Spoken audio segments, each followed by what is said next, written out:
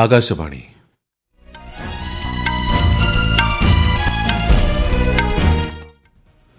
നമസ്കാരം.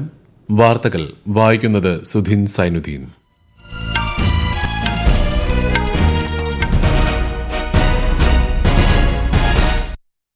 പ്രധാന വാർത്തകൾ. ഇന്ത്യ ജപ്പാൻ പങ്കാളിത്തം കൂടുതൽ ശക്തിപ്പെടുത്താൻ ധാരണ. അടുത്ത 10 വർഷത്തിനുള്ളിൽ ഇന്ത്യയിൽ 10 ട്രില്യൺ യെൻ നിക്ഷേപം നടത്തുമെന്ന് ജപ്പാൻ. നാളെ ചൈനയിൽ ആരംഭിക്കുന്ന ഷാങ്ഹായ് സഹകരണ സംഘടന ഉച്ചകോടിയിൽ പ്രധാനമന്ത്രി നരേന്ദ്രമോദി പങ്കെടുക്കും. 71ാമത് നെഹ്റു ട്രോഫി ജലോത്സവത്തിന്റെ ആവേശത്തിൽ ആലപ്പുഴ. മന്ത്രി PA മുഹമ്മദ് റിയാസ് വള്ളംകളി ഉദ്ഘാടനം ചെയ്യും. മഴക്കെടുതി നേരിടുന്ന ഉത്തരാഖണ്ഡ്, ഹിമാചൽ പ്രദേശ്, പഞ്ചാബ് എന്നിവിടങ്ങളിൽ രക്ഷാ ദുരിതാശ്വാസ പ്രവർത്തനങ്ങൾ പുരോഗമിക്കുന്നു. കേരളം, തീരദേശ കർണാടക എന്നിവിടങ്ങളിൽ ഇന്ന് മഴയ്ക്ക് സാധ്യതയെന്ന് മുന്നറിയിപ്പ്. സാഫ് അണ്ടർ-17 വനിതാ ഫുട്ബോൾ ചാമ്പ്യൻഷിപ്പ് കിരീടം ഇന്ത്യയ്ക്ക്. വാർത്തകൾ വിശദമായി. സ്വതന്ത്രവും സമാധാനപരവും നിയമാധിഷ്ഠിതവുമായ ഇന്തോ പസഫിക് മേഖലയ്ക്കായി ഇന്ത്യയും ജപ്പാനും പ്രതിജ്ഞാബദ്ധമാണെന്ന് പ്രധാനമന്ത്രി നരേന്ദ്രമോദി. ഭീകരത, പ്രതിരോധ, സമുദ്ര സുരക്ഷാ വെല്ലുവിളികൾ എന്നിവ സംബന്ധിച്ച് ഇരു രാജ്യങ്ങൾക്കും ഒരേ ആശങ്കകളാണുള്ളതെന്നും പ്രധാനമന്ത്രി പറഞ്ഞു. അടുത്ത 10 വർഷത്തിൽ ജപ്പാൻ ഇന്ത്യയിൽ 10 ട്രില്യൺ യെൻ നിക്ഷേപം നടത്താൻ ധാരണയായതായി അദ്ദേഹം അറിയിച്ചു. ഇന്നലെ ടോക്കിയോയിൽ 15ാമത് ഇന്ത്യ ജപ്പാൻ വാർഷിക ഉച്ചകോടിയിൽ ജാപ്പനീസ് പ്രധാനമന്ത്രി ഷിഗെരു ഇഷിബയ്ക്കൊപ്പം പങ്കെടുത്ത ശേഷമാണ് പ്രധാനമന്ത്രി ഇക്കാര്യം അറിയിച്ചത്.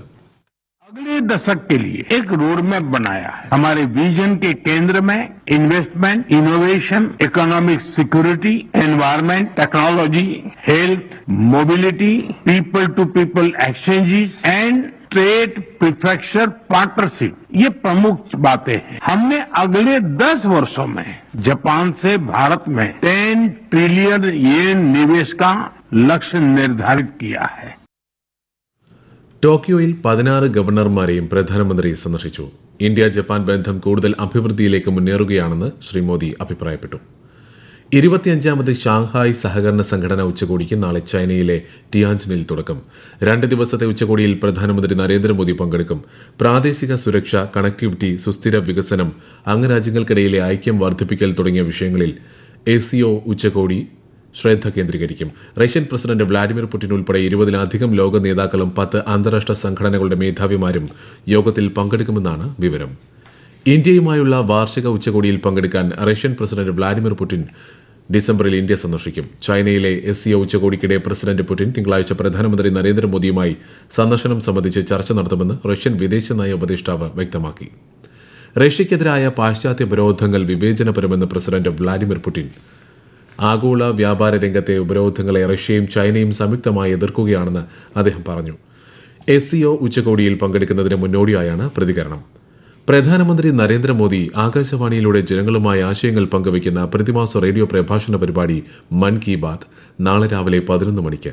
മൻ കി ബാത്തിന്റെ 125ാം പതിപ്പാണിത്. കേന്ദ്ര സഹമന്ത്രി ജോർജ് കുര്യൻ നാളെ കൊല്ലം തേവള്ളിയിൽ മൻ കി ബാത്ത് പ്രക്ഷേപണത്തോടനുബന്ധിച്ചുള്ള പരിപാടിയിൽ പങ്കെടുക്കും. ഇന്ന് അദ്ദേഹം കോട്ടയത്തും വിവിധ പരിപാടികളിൽ പങ്കെടുക്കുന്നുണ്ട്. 71ാമത് നെഹ്റു ട്രോഫി ജലോത്സവത്തിന്റെ ആവേശത്തിൽ ആലപ്പുഴ പുന്നമടക്കായൽ. ഉച്ചയ്ക്ക് 2-ന് മന്ത്രി PA മുഹമ്മദ് റിയാസ് വള്ളംകളി ഉദ്ഘാടനം ചെയ്യും. സിംബാബ്വെ വ്യവസായ വാണിജ്യ ഡെപ്യൂട്ടി മന്ത്രി രാജേഷ് കുമാർ ഇന്ദുകാന്ത് മോദി മുഖ്യാതിഥിയാകും. കൂടുതൽ വിവരങ്ങളുമായി ആലപ്പുഴയിൽ നിന്നും ആകാശവാണി ജില്ലാ പ്രതിനിധി R രവികുമാർ. ഉച്ചയ്ക്ക് ശേഷമാണ് ജലരാജാക്കന്മാരായ ചുണ്ടൻ വള്ളങ്ങളുടെ പോരാട്ടം. ഉദ്ഘാടനത്തിന് ശേഷം മത്സരത്തിൽ പങ്കെടുക്കുന്ന 75 വള്ളങ്ങളും അണിനിരക്കുന്ന മാസ് ഡ്രില്ലും ഒരുക്കിയിട്ടുണ്ട്. വള്ളംകളി തുടങ്ങുന്നതിന് മണിക്കൂറുകൾക്ക് മുമ്പേ പുന്നമടക്കായലിന്റെ ഇരു കരകളും ജനസമുദ്രമായി മാറി. വഞ്ചിപ്പാട്ടും ആർപ്പുകളികളുമായി പുന്നമടയിൽ ആഹ്ലാദ കടലിരമ്പുകയാണ്. സ്റ്റാർട്ടിംഗ് ഫിനിഷിംഗ് ഡിവൈസുകൾ ഇത്തവണ കുറ്റമറ്റതായാണ് തയ്യാറാക്കിയിരിക്കുന്നത്. തിരക്ക് നിയന്ത്രിക്കാൻ ആലപ്പുഴ നഗരത്തിൽ ഗതാഗത നിയന്ത്രണവും ഏർപ്പെടുത്തിയിട്ടുണ്ട്. കേരളത്തിൽ അമീബിക് മസ്തിഷ്ക ജ്വരം പ്രതിരോധിക്കുന്നതിന്റെ ഭാഗമായി ജലസ്രോതസ്സുകൾ വൃത്തിയാക്കാനുള്ള ആരോഗ്യവകുപ്പിന്റെ ജനകീയ ക്യാമ്പയിന് തുടക്കമായി. ഇന്നും നാളെയും വീടുകളിലെയും സ്ഥാപനങ്ങളിലെയും കിണറുകൾ ക്ലോറിനേറ്റ് ചെയ്യുകയും ജലസംഭരണ ടാങ്കുകൾ വൃത്തിയാക്കുകയും ചെയ്യും. തദ്ദേശ സ്വയംഭരണ സ്ഥാപനങ്ങൾ, ഹരിത കേരളം മിഷൻ, ജലവിഭവ വകുപ്പ് എന്നിവയുടെ നേതൃത്വത്തിലാണ് ക്യാമ്പയിൻ നടക്കുന്നത്. ലഹരി വിരുദ്ധ ക്യാമ്പയിനായ നശാമുക്ത് ന്യായ അഭിയാന് തിരുവനന്തപുരത്ത് തുടക്കമായി. ക്യാമ്പയിന്റെ സംസ്ഥാനതല ഉദ്ഘാടനം സുപ്രീം കോടതി ജഡ്ജിയും national legal service authority service executive ചെയർമാനുമായ ജസ്റ്റിസ് സൂര്യകാന്ത് അല്പസമയത്തിനകം നിർവഹിക്കും. കേരള ഹൈക്കോടതി ചീഫ് ജസ്റ്റിസ് നിതിൻ ജാംദാർ, മന്ത്രി MP രാജേഷ് എന്നിവർ പങ്കെടുക്കും. തൃശൂർ ദേശീയപാത മുടിക്കോട് സെന്ററിൽ ഗതാഗതക്കുരുക്കിൽ വലഞ്ഞ് യാത്രക്കാർ. പുലർച്ചെ 4:30 തുടങ്ങിയ ഗതാഗതക്കുരുക്കിന് ഉച്ചയോടെയാണ് നേരിയ ശമനമുണ്ടായത്. സർവീസ് റോഡ് തകർന്നതാണ് ഗതാഗതക്കുരുക്കിന് കാരണമായത്. ഈ വാർത്തകൾ ആകാശവാണിയിൽ നിന്ന്. ആകാശവാണി വാർത്തകളും വാർത്താ അധിഷ്ഠിത പരിപാടികളും all India radio news Thiruvananthapuram YouTube ചാനലിലും @all India radio news Thiruvananthapuram Facebook പേജിലും AIR ന്യൂസ് _ ഇൻസ്റ്റഗ്രാം അക്കൌണ്ടിലും @AIR ന്യൂസ് _TVM X ഹാൻഡിലും ലഭ്യമാണ്. തീരദേശ കർണാടക, പഞ്ചാബ്, ബീഹാർ, രാജസ്ഥാൻ, ഗുജറാത്ത്, ഡൽഹി, മധ്യപ്രദേശ്, മഹാരാഷ്ട്ര എന്നിവിടങ്ങളിൽ കനത്ത മഴയ്ക്ക് സാധ്യതയെന്ന് കേന്ദ്ര കാലാവസ്ഥാ വകുപ്പ്.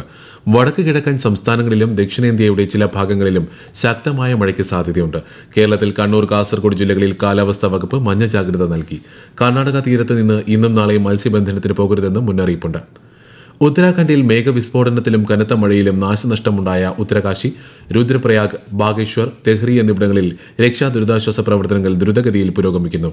രുദ്രപ്രയാഗ്, ചമോലി, ബാഗേശ്വർ ജില്ലകളിൽ ശക്തമായ മഴയിൽ ഇന്നലെ 5 പേർ മരിച്ചു. 11 പേരെ കാണാതായതായാണ് റിപ്പോർട്ട്. ജമ്മു കാശ്മീരിലെ റാംബാൻ ജില്ലയിൽ ഉണ്ടായ മേഘവിസ്ഫോടനത്തിൽ മരിച്ചവരുടെ എണ്ണം 4 ഒരാളെ ഇനിയും കണ്ടെത്താനുണ്ട്. മേഘവിസ്ഫോടനത്തെ തുടർന്നുണ്ടായ മണ്ണിടിച്ചിലും വെള്ളപ്പൊക്കത്തിലും കനത്ത നാശനഷ്ടമാണ് ഉണ്ടായത്. ഡെപ്യൂട്ടി കമ്മീഷണറുമായി ഇത് സംബന്ധിച്ച് സംസാരിച്ചതായി കേന്ദ്രമന്ത്രി ജിതേന്ദ്ര സിംഗ് അറിയിച്ചു. എല്ലാ സഹായവും ഉറപ്പുവരുത്തുമെന്ന് മുഖ്യമന്ത്രി ഒമർ അബ്ദുള്ളയും വ്യക്തമാക്കി. ഹിമാചൽ പ്രദേശിലും തുടർച്ചയായി പെയ്യുന്ന കനത്ത മഴ സാധാരണ ജീവിതത്തെ ബാധിച്ചു. റോഡുകൾ, വൈദ്യുതി, കുടിവെള്ളം, ആശയവിനിമയ സേവനങ്ങൾ എന്നിവ തടസ്സപ്പെട്ടു. ചമ്പ ജില്ലയിലെ ഭർമൂർ പ്രദേശത്ത് മണിമഹേഷ് യാത്രയ്ക്കെത്തിയ ആയിരക്കണക്കിന് തീർത്ഥാടകർ കുടുങ്ങിക്കിടക്കുകയാണ്.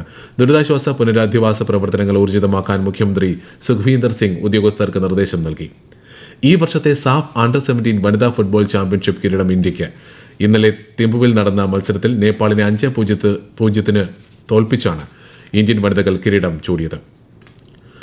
ബീഹാറിലെ രാജ്ഗിരിൽ നടക്കുന്ന ഏഷ്യ കപ്പ് ഹോക്കി ചാമ്പ്യൻഷിപ്പിന്റെ 2ാം ദിനമായ ഇന്ന് 2 മത്സരങ്ങൾ നടക്കും. ആദ്യ മത്സരത്തിൽ ബംഗ്ലാദേശും ചൈനീസ് തായ്പേയും മാറ്റുരയ്ക്കും. 2ാമത്തെ മത്സരത്തിൽ ഏഷ്യൻ ഹോക്കിയിലെ ശക്തരായ കൊറിയയും മലേഷ്യയും ഏറ്റുമുട്ടും.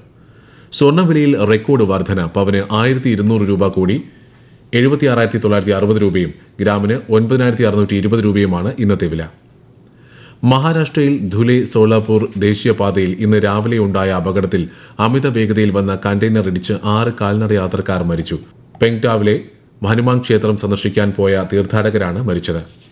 കണ്ടെയ്നർ ഡ്രൈവറെ പോലീസ് കസ്റ്റഡിയിലെടുത്തു. ഇസ്രായേൽ ഗാസ സംഘർഷം രൂക്ഷമായി തുടരുന്ന സാഹചര്യത്തിൽ അടുത്ത മാസം ലണ്ടനിൽ നടക്കുന്ന സുപ്രധാന ആയുധമേളയിൽ പങ്കെടുക്കുന്നതിൽ നിന്ന് ഇസ്രായേൽ ഉദ്യോഗസ്ഥരെ ബ്രിട്ടീഷ് സർക്കാർ വിലക്കി. സെപ്റ്റംബർ 9 മുതൽ 12 വരെ നടക്കുന്ന പരിപാടിയിലേക്ക് ഇസ്രായേൽ പ്രതിനിധി സംഘത്തെ ക്ഷണിക്കില്ലെന്ന് ബ്രിട്ടീഷ് പ്രതിരോധ മന്ത്രാലയം പ്രസ്താവനയിൽ വ്യക്തമാക്കി. അതേസമയം ലണ്ടനിലെ പ്രതിരോധ പ്രദർശനത്തിൽ പങ്കെടുക്കില്ലെന്ന് ഇസ്രായേൽ പ്രതിരോധ മന്ത്രാലയവും പ്രഖ്യാപിച്ചു. ഇസ്രായേലിനെതിരെ കൂടുതൽ ഉപരോധങ്ങളുമായി തുർക്കി. വ്യാപാര ബന്ധം വിച്ഛേദിക്കുക, വ്യോമാതിർത്തി അടയ്ക്കുക, തുറമുഖങ്ങളിൽ നിന്ന് ഇസ്രായേൽ കപ്പലുകളെ വിലക്കുക തുടങ്ങിയ നടപടികളാണ് സ്വീകരിച്ചിരിക്കുന്നത്. ഗാസയിലെ ഇസ്രായേൽ ആക്രമണങ്ങൾക്കെതിരെ യൂറോപ്യൻ രാജ്യങ്ങൾ സമ്മർദ്ദം ഉയർത്തുന്നതിനിടയിലാണ് തുർക്കിയുടെ നീക്കം.